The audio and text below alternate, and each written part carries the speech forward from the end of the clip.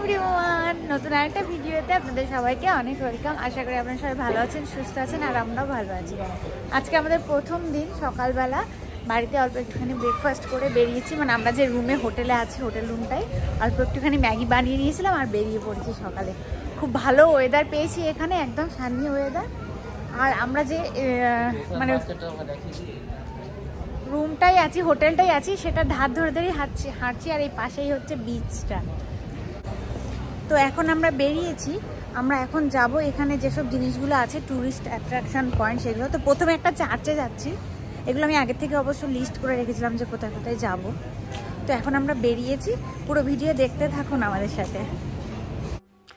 আর এখন যেহেতু spring time, তো তাই কিন্তু খুব একটা মানুষজনের ভিড় নেই এই শহরে। বেশ গুটি কয়েক লোক আছে বললেই চলে। তো চলুন সামনের দিকে এগিয়ে যাই। আর এই রাস্তাটা এত সুন্দর, চারিদিকে পাম গাছ দিয়ে ঘেরা এই রাস্তাটা, সাথে আপনি এই সমুদ্রের প্রাকৃতিক সৌন্দর্য অনুভব করতে করতে সামনের দিকে এগিয়ে যাবেন। অবশেষে আমরা কিন্তু পৌঁছে গেছি সেই চার্চের সামনে। এই চার্চের নাম হলো কিন্তু অ্যাজিওস লাজারাস চার্চ। তো এই চার্চের একটা উল্লেখযোগ্য বৈশিষ্ট্য হলো এই চার্চের যে স্থাপত্যটা আছে, এটা কিন্তু বাইজেন্টাইন স্থাপত্যের একটি উল্লেখযোগ্য নিদর্শন। এছাড়াও এর পুরো স্থাপত্যটি কিন্তু তৈরি হয়েছে পাথর দিয়ে। সেন্ট লাজারাস কিন্তু অনেক দিন এই সাইপ্রাসের লার্নাকা আর যে দ্বীপটা আছে সেখানে এসে বসবাস করেছিলেন, এবং তিনি যখন মারা গিয়েছিলেন তার সমাধির উপরেই কিন্তু তৈরি করা হয়েছে এই অ্যাজিওস লাজারাস চার্চটি। এই চার্চটা হচ্ছে সব থেকে সুন্দর এবং অনেক পুরনো চার্চ, যেটা হচ্ছে সাইপ্রাসের মধ্যে। আর বেশ পুরোনো দিনের রাজাদের আমলে যেরকম বাড়িগুলো হতো ছোট ছোট ইট দিয়ে তৈরি, এখানেও কিন্তু সেরকম। আর এক একটা স্তম্ভগুলো দেখুন কত মোটা মোটা। এখন আমরা বাইরে থেকে জাস্ট ভেতরে ঢুকেছি, এবার দেখবো চার্চের ভেতরটায় ঢুকবো। তবে চার্চে ঢোকার জন্য কিন্তু একটা ড্রেস কোড আছে, মানে আপনি হাফ প্যান্ট পরে থাকলে বা হাত কাটা জামা পরে থাকলে আপনাকে এরকম একটা ঢাকা নিয়ে নিতে হচ্ছে। তো বাইরে থেকে আমরা সেই রকমই একটা চাদর মুড়ি দিয়ে নিলাম, দিয়ে তারপরে ভেতরে ঢুকে পড়েছি। ভেতরটা দেখুন শুধু কি সুন্দর। ভেতরে ঢোকার জন্য দুদিকেই রাস্তা আছে, আর পুরো চার্চটায় কিন্তু এরকম বেশ বড় বড় ঝাড়বাতি দিয়ে সাজানো। তাছাড়াও এই চার্চটার একটা বৈশিষ্ট্য জানেন তো, এই যে মেইন চার্চের যে অংশটা, মাঝের অংশটা, সেটা একটা গোলাকার অর্ধবৃত্তাকার অংশের মধ্যে দিয়ে তৈরি। আর তাছাড়াও এইখানে এই যে কাজগুলো দেখতে পাচ্ছেন, এইগুলো সবই কিন্তু সোনার জল করা কাজ। এখানে সবগুলোই কিন্তু এগুলো সোনার জল করা কাজ দিয়ে তৈরি হয়েছে এই চার্চটি। তো চার্চ ঘোরা হয়ে গেছে, এখন আমরা বাইরে বেরিয়ে পড়েছি। রাস্তায় যেতে যেতে এরকম একটা সুন্দর দোকান দেখতে পেলাম আমরা। আর বেসিক্যালি এই যখন আপনি চার্চ থেকে বেরোবেন, সেখান থেকে কিন্তু সমুদ্রটা খুব কাছেই। আর দুপাশের রাস্তাতে রয়েছে এরকম সারি সারিভাবে দোকান, যেখানে কিছু সুভেনিয়ার দোকানও রয়েছে আর কিছু রয়েছে এখন রেস্টুরেন্টও। যেহেতু এখনও সামারটা পুরোপুরি আসেনি, এখনও স্প্রিং টাইম চলছে, তাই কিন্তু সমস্ত রেস্টুরেন্টগুলো এখনও খোলা হয়নি। কিছু কিছু খুলছে আস্তে আস্তে, সব কিন্তু এখন আস্তে আস্তে সবাই আস্তে আস্তে শুরু করছে। হোটেলগুলোও সব আস্তে আস্তে বুকিংগুলো শুরু হয়ে গেছে। আর এটা ছাড়াও এখানে রয়েছে কিন্তু একটা ক্যাসেল, যে ক্যাসেলের পাশ দিয়েই বয়ে গেছে কিন্তু এইরকমভাবে সমুদ্রটা। তো ক্যাসেল ঢোকার জন্য আপনাদেরকে কিন্তু এন্ট্রি ফি দিতে হবে। আমরা আর আমাদের সময়টা একটু অল্প ছিল বলে ক্যাসেলের ভেতরে ঢুকিনি, ক্যাসেলের বাইরে থেকে দেখে আর এইখানে কয়েকটা ছবি তুলে আমরা এখন আবার বাড়ি ফিরে যাব।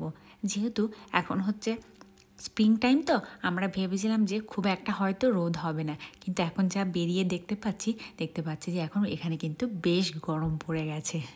আর এই দেখুন দূর থেকে দেখা যাচ্ছে সমুদ্রের মাঝখানে এইখানে বড় বড় ফেরিগুলোও কিন্তু আছে।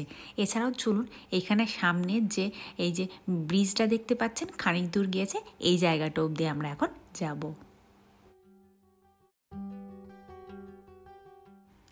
সাইপ্রাসের মধ্যে এই যে লার্নাকা শহর আছে, তার মধ্যে যে কটা বিচ হচ্ছে বেশি পপুলার, তার মধ্যে এইটা কিন্তু একটা, এটা হচ্ছে ফিনিকোদোস বিচ। তো এইটার মেনলি যে ল্যান্ডমার্ক সেটা হচ্ছে এই সিংহটাই হচ্ছে এই বিচের ল্যান্ডমার্ক। তো চলুন আমরা একটু এই ডকের দিকে সামনের দিকে এগিয়ে যাই।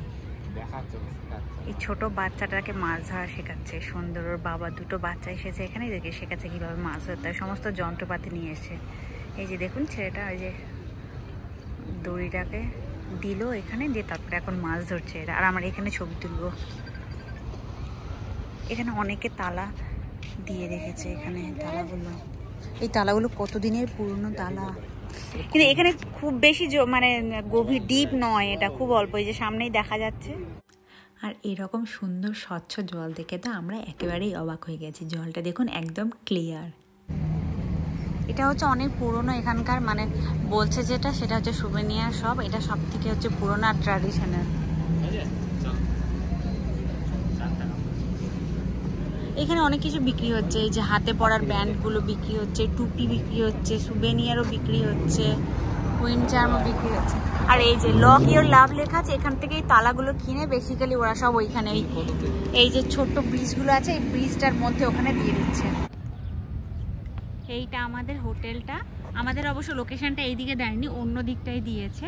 আর এখন আমরা আছি হচ্ছে একদম এই যে সমুদ্রের ধারটার, লোকজন প্রচুর এখানে দেখছি স্নান করছে। আর আমরা ওই পোর্টটা একটু ঘুরে আসি, চলুন দেখি। পোর্টটা তো খুব সামনেই মনে হচ্ছে। আর তাছাড়া ওই স্পটটায় গেলে অনেকগুলো ছবি তোলা যাবে ভালো, তো ভাবছি ওইখানটায় গিয়ে কয়েকটা ছবি তুলব। আপাতত দুপুরের মতো আমাদের এখানেই ঘোরাটা শেষ হলো, কেন এরপরে এখন এত রোদ হয়েছে যে একটু রেস্ট নেব পুরো দুপুরটা, তারপর আবার বিকেলে বেরোবো। তখন একটু যদি হয়, খুব সম্ভবত এটা সানসেট পয়েন্ট নয়, মানে সূর্যটা ঠিক উল্টো দিকটাতে এখানে সানসেটটা হবে। তো সেই জন্য আমরা ভেবেছি পরে আবার বেরোবো। আর এখানে একটা ভালো সুন্দর লেক আছে, লেকটা যাবো একটু পরে রেস্ট নিয়ে বাড়িতে। ভিডিও কেমন লাগলো অবশ্যই জানাবেন, ভালো লেগে থাকলে অবশ্যই like, share and subscribe. Thank you, tata.